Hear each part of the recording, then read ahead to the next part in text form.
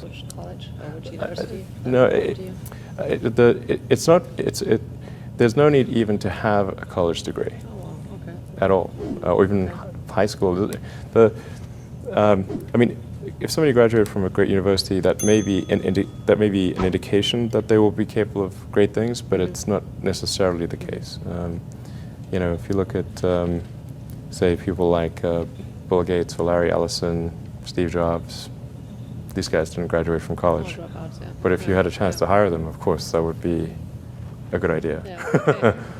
So, you know, just looking just for evidence of exceptional ability, and if there's a track record of exceptional achievement, then it's likely that that will continue into the future. Mm-hmm. How I describe myself? Well, I mean, I seem to have a high innate drive, and that's been true even since I was a little kid. You know, I really had a very strong drive. Did all sorts of risky things when I was a kid that why did I do those things? They're crazy. I care a lot about the truth of things and trying to understand the truth of things. I think that's important. You know, if you're going to come up with some solution, then the truth is really, really important, I think. I try to think of, I mean, it's difficult to obviously come up with like things that are praise for oneself, you know, or like, there's bad and good here, but I think like sometimes they're just like the things that seem quite clear and obvious to me, and I don't understand why they aren't so obvious to everyone. Sure. So how would you educate your 5 boys? Actually, I created a little school. Yeah. What kind of school? Could you describe to us? Sure.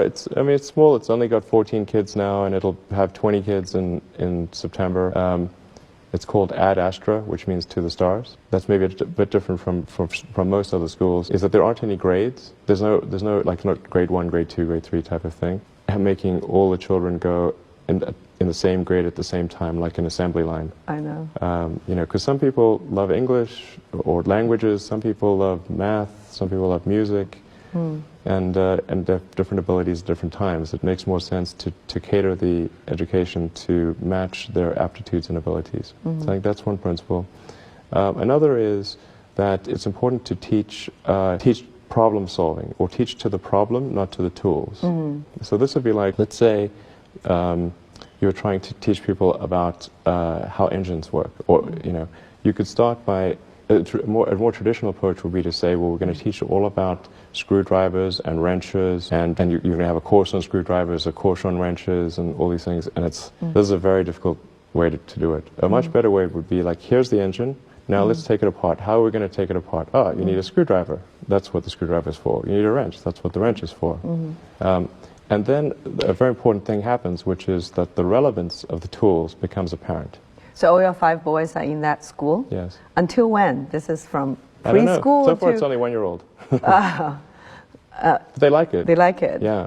And you want to keep them away from regular school? No, I just didn't see that the regular schools, they weren't doing the things that I thought should be done. Like, you know, those 2 principles, they weren't adhering to those principles. So I thought, well, let's see what we can do. Maybe creating a school will be better. And I actually hired a teacher from the school they were at, who also agreed with me that there was a better way to do it. Have they surprised you in a way of their innovative thinking? Yeah, it seems to be going pretty well. I mean, the kids really love going to school. I think that's a good sign. You know, I mean, I hated going to school when I was a kid. It was torture. So the fact that they actually think vacations are too long, like they want to go back to school. Wow. Yeah, exactly. That's weird. I know. Age or people like that, what is it you have in common with them? Well, I mean, those are pretty different personalities, you know, between Gates and Jobs and Ellison. Business and success?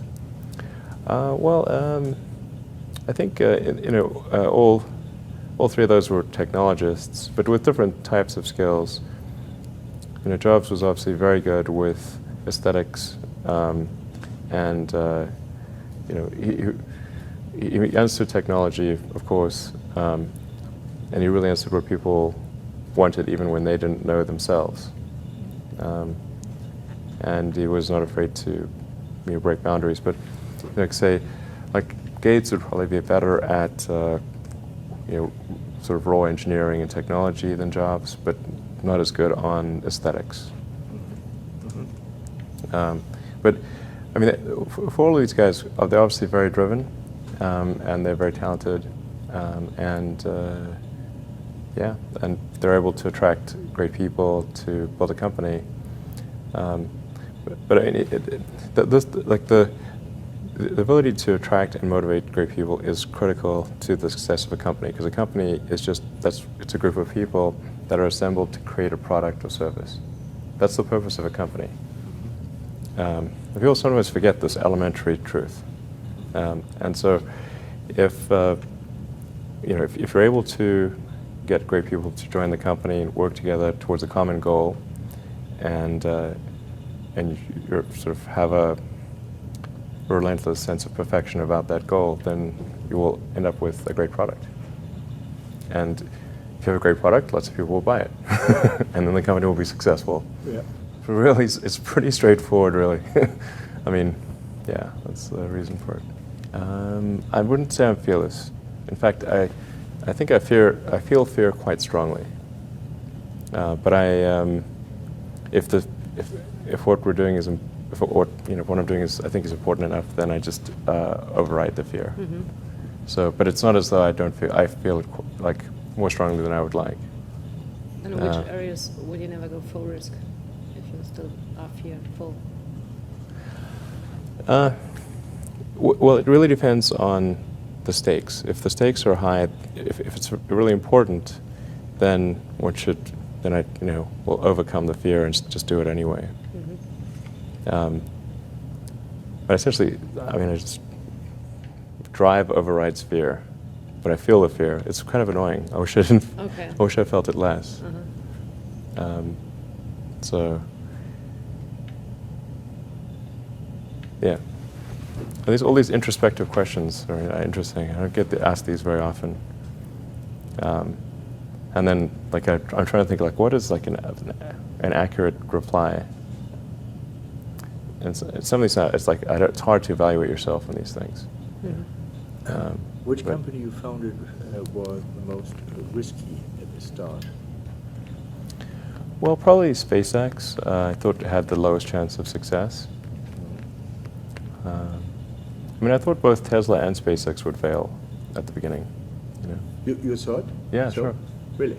Of course. But nevertheless, you put all your money in that, in both. I expected to lose it. Well, technically, what I thought was, well, I'll take half the money from PayPal, and if I lose half of it, that's okay.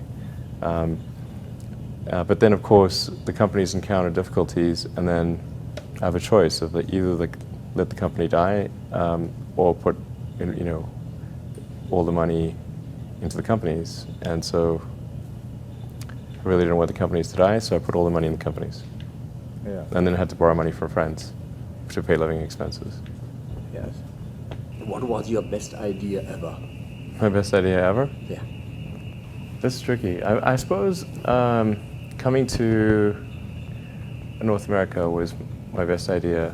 Okay. Because I think these things would not have been accomplished almost anywhere else. It's really hard to start a company, but in particularly California, Silicon Valley is very conducive to startup companies, and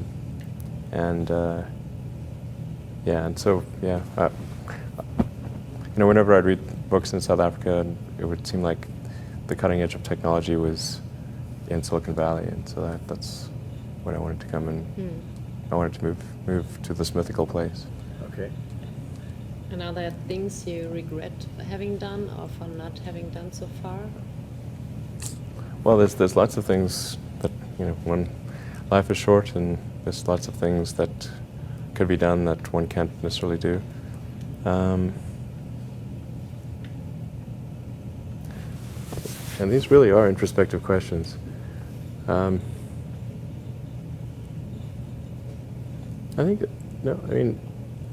Overall, I think I'm pretty happy with where things are. It's hard not to be, honestly. Yeah. I'd be, things are in a good place right now. And I mean, I'd like to, looking ahead, I'd like to see humanity go beyond Earth and have people on Mars. That would be really great. And to see widespread adoption of electric vehicles and renewable energy. These are great things. And yeah, I think those would be really, really cool.